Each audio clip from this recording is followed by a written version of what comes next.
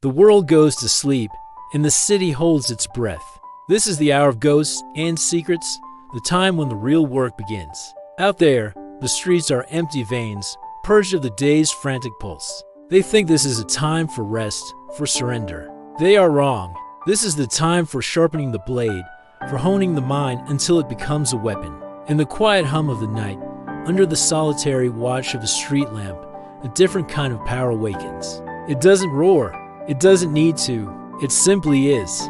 Inside these four walls, the world outside ceases to exist. The door is closed, not to keep others out, but to keep the focus in. The only light is the one I command, a small, determined circle on a desk cluttered with purpose.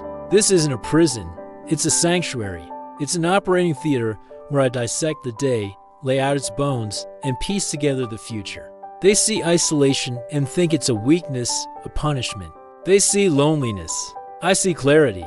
I see control. When you remove the noise, the endless chatter of the world, what are you left with?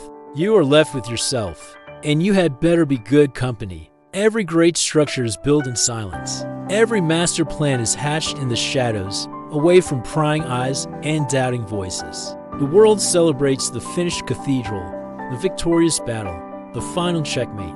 They applaud the outcome. They never see the long nights, the endless drafts, the thousands of failed attempts that pave the road to that one single success. They don't want to. It's messy.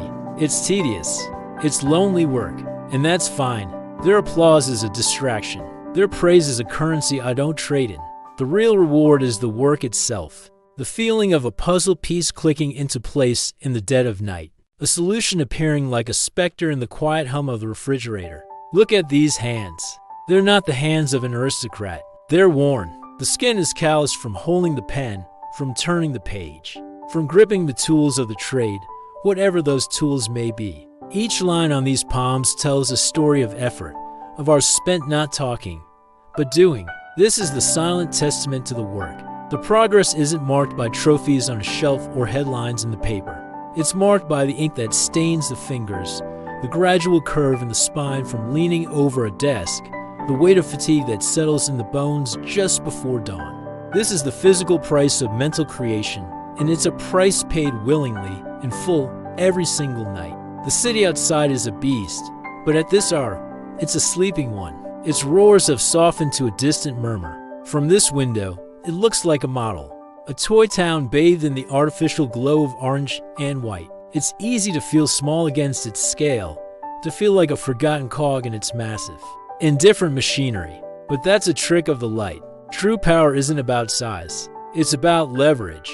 It's about knowing which string to pull, which button to press. And you can only learn that by watching, by studying the beast while it sleeps, by understanding its rhythms, its vulnerabilities, its secret heart. The day is for the pawns, for the noise and the chaos. The night is for the king. Silence has a weight to it. In an empty room, it can be deafening. It presses in, fills the space left by conversation. Most people can't stand it. They rush to fill it with music, with television, with the sound of their own voice. They are terrified of what they might hear in its absence, the echo of their own thoughts, the whispers of their own doubts. But if you learn to sit with it, to embrace it, that weight changes. It stops being oppressive and becomes a foundation. It's the solid ground on which you build. In the silence, you can finally hear, not the noise of the world, but the quiet, steady rhythm of your own purpose. The signal becomes clear when you tune out the static. Think about the iceberg. What you see is just the tip, a fraction of the whole.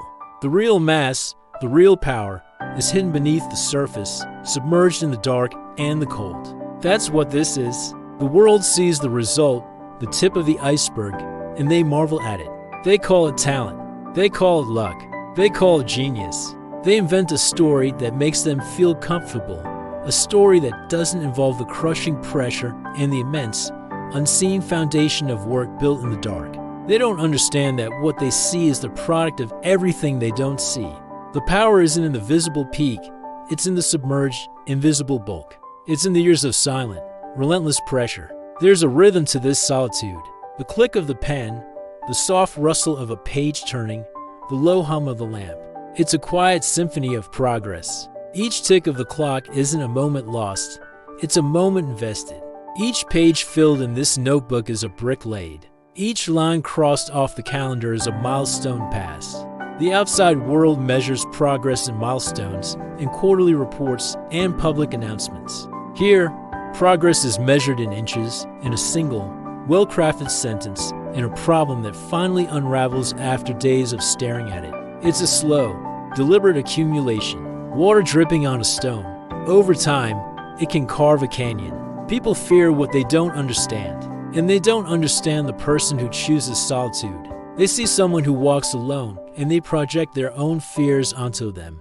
Is he arrogant? Is he strange? Is he dangerous? Maybe. But what they fail to realize is that the choice is not about rejecting the world.